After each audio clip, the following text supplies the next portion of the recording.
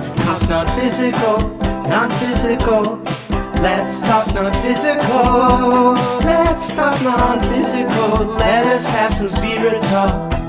Some spirit talk. Let us have some spirit talk.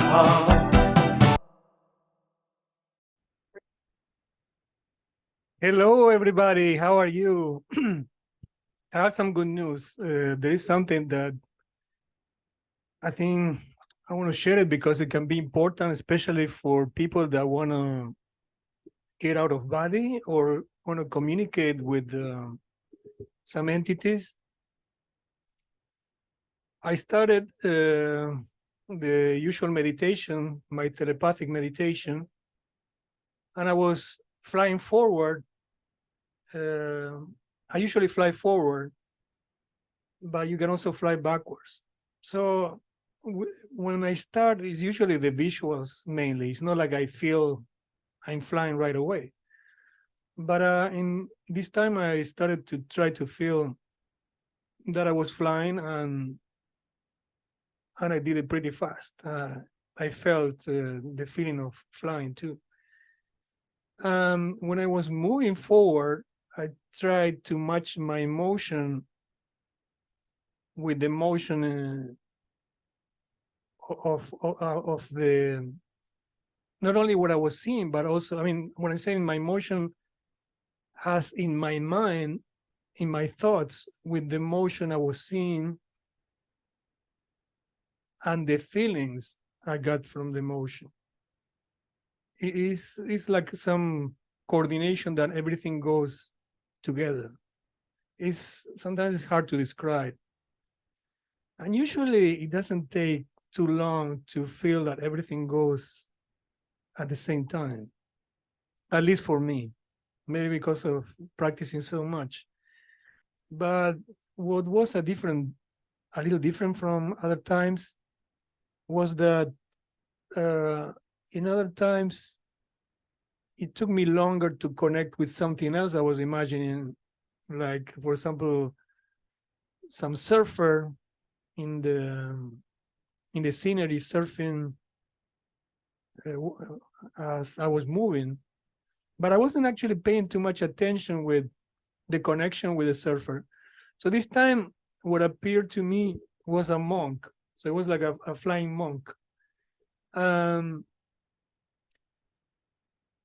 The monk was amazingly following my thoughts in real time. So I was, for example, doing a front flip and like a 360 turn, and the monk was doing the same thing. It was amazing how the synchronization between what I wanted to do and what was happening, not only in my feelings but the scenery. Doing turns, and then I felt the connection with the monk, and I think this is very important if you want to try an out of body. I mean, because you're already feeling that you're flying, like you're kind of like astral projection. Is the feeling very similar to what you might feel also in lucid dreams when you're flying? But then something else I tried later was to stop the monk and then to turn and look at me. When the monk turned around and looked at me, I was able to get some connection and some kind of communication with the monk, especially the way I was looking at the monk, and the monk was looking back at me. It was kind of like a mirror, but not exactly a mirror. It wasn't exactly like myself. It was like something else, but there was a strong connection with that monk looking back at me. So from there on, I didn't keep trying too much, but these two things I think are very important. So to either keep trying the flying till you don't, I mean, lose the connection with the physical reality and find yourself like already in the non-physical, or to try to communicate. Another thing that you can do with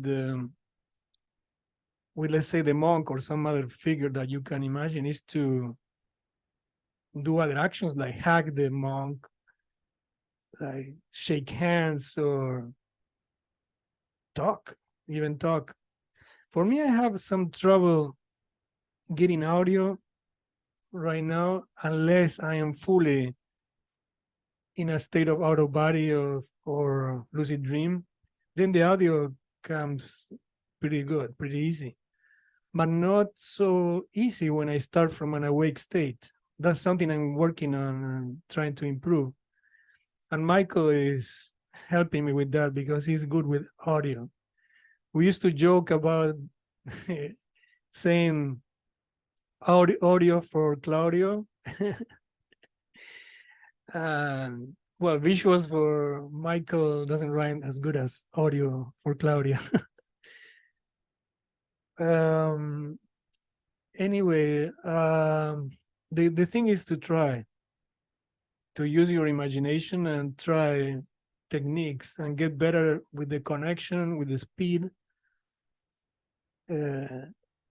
Is better when you don't think like you normally do, like you think in a more in a non-physical way that is more like intuitive, is more instantaneous, is way faster than normal thinking. Because, for example, if you have a complex imagery and you want to change things, you don't have to go one by one. You can change everything in one shot simultaneously. And you realize that you thought of that when everything changed and you don't know how you did it. That's the sensation you have. You changed everything instantaneously and you don't know exactly how that happened, but it happened in one shot. I think that also has to do with the way, in general, consciousness in the non-physical operate. You operate in an instantaneous way. I mean, everything happens quickly. And then also identify with the experience. I mean, feel that you are the experience. Even though I'm not a non-dualist, in this case, I recommend you think of like a non-dualist only when experiencing this. Even though you're still you, but when you have a strong connection with the experience, everything becomes easier. So, like for example, identifying yourself with a flying monk or flying whatever you choose, that gets your focus out of your body, and that can help you to be fully out of body. And similar when you try to establish a communication, some interface that you really think that the interface you started creating is solid. And another recommendation I give is to try to be in receiving mode as much as possible.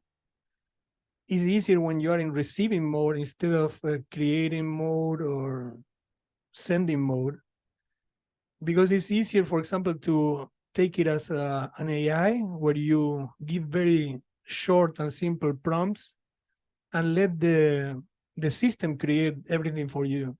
Like, for example, you think of like a prompt, trees in the jungle or tigers in the jungle, and then you get tigers in the jungle with trees and everything moves and everything is like perfect, everything is beautiful, but you didn't think of the details. You just gave the general guidelines, and then you get an experience from the general guidelines you gave. And then you can also dynamically change everything, like in a telepathic way. It was a scenery between mountains, going left, right. But then I said, well, let me add the feeling of me being, flying there, feeling the sensation of my soul flying between the mountains. But then what happened after that was a surprise to me, because I suddenly saw an image of a monk that was myself.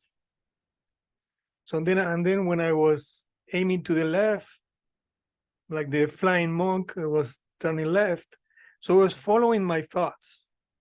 And it's that's why I call it telepathic, because it's instantaneous. It's not even thinking. I was doing motions like flipping forward, and the monk was doing exactly the same thing at runtime, instantaneously. I mean, going with my thoughts. And then it's like there's a connection between my feelings of flying with my soul and the imagery of the monk flying inside the scenery. So that was pretty powerful, and I think that's a good start for a technique trying to get out of body, like astral projection. Not only that, then I tried something else. I make the monk stop and turn around and look at me. And then by looking at me, I tried to communicate with the monk, like trying to, get like an attitude from the monk to look at myself, kind of like it was a mirror. And I think that has a lot of potential, because you can start a communication and the monk could be an interface. And then, well, you can ask, why didn't I start with the monk right away? But let me tell you, by doing it the way I did it, it got connected closer to me. I think if I started with the monk in a regular way, there wouldn't be such a connection, because with the flight, I was connecting my soul with the thoughts, the telepathic thoughts of me directing the scenery. So it got a stronger connection with the monk. So it became easier after that to keep the monk and do whatever I wanted with the monk. So I think I'll recommend this to anybody to try to do something similar. I mean, somebody can try right away to imagine a figure, but I think that by starting flying first, getting the visual scenery first, then thinking that you're flying in the scenery, and then imagining some kind of body or some kind of shape that goes with the motion, and then connect the motion of that shape with the motion of your thoughts. It becomes a very nice connection. Then, like I was saying before, you can try one of the two things. Either try to get out of body by thinking you are that flying monk and you're already flying, or try to turn it around and try to communicate, to start like some communication with something. Maybe if you start a communication, the monk might change the shape and become something else. But I think it's a very good start. So, well, you can try anything that you can imagine and see how it works. Another thing I want to say is that I'm looking at myself, I'll say myself, my image when I'm recording, and I'm thinking, am I that image? It doesn't feel that I am that image, because I don't identify myself 100% with that image. I see an image that is related to me. It shows the expression in the eyes. It shows some expressions that come from my consciousness, from my soul. But it's not exactly me, it's not exactly my soul. I mean, you can infer something from a vehicle. I mean, I see my image like I see with my philosophy. That's my avatar in this reality. And you can infer the behavior of, from the behavior of the avatar, you can infer the behavior of the soul. Like, for example, if you think about a vehicle like a car, and you see that the car stays close to, I mean, in the garage, let's say, all the time, it shows some behavior of the soul that you're not traveling much, you're not going out much. And then the opposite is you go out and you travel, you explore with the car, and then it shows a behavior of getting out and traveling. But in reality,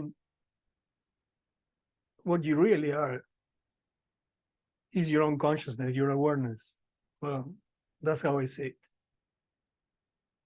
Anyway, going back to what it says at the beginning, maybe you can read it again.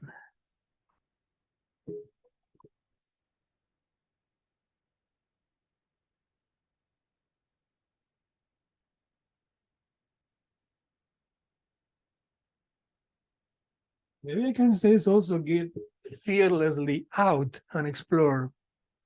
This in and out is in your consciousness, but at the same time, it can be out to go with some channel, some reality, outside reality, some outside information. Anyway, I would like to connect to people that explore consciousness like myself. So try to connect with me. You can message my contact in the channel. Also, I would appreciate if you subscribe to the channel, because we are gonna post good material with a variety of things like practicing telepathic meditation or other things with other people, or sometimes myself, and some interviews, everything related to the non-physical and consciousness. Okay, have a good one. I love you all.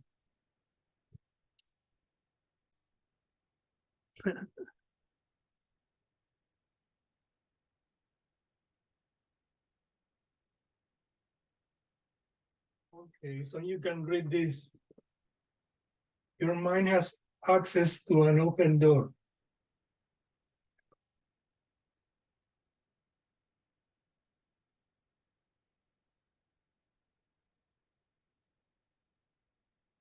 Your mind has access to an open door. Get fearlessly in and explore.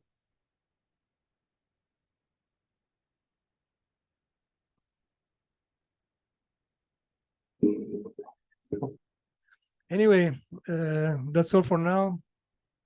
So a lot of love to everybody. Please like the videos that you like on my channel, and subscribe to my channel. And also, I appreciate if you share the videos on social media or by email or by messaging. Thank you so much. And there's more to come. Bye-bye.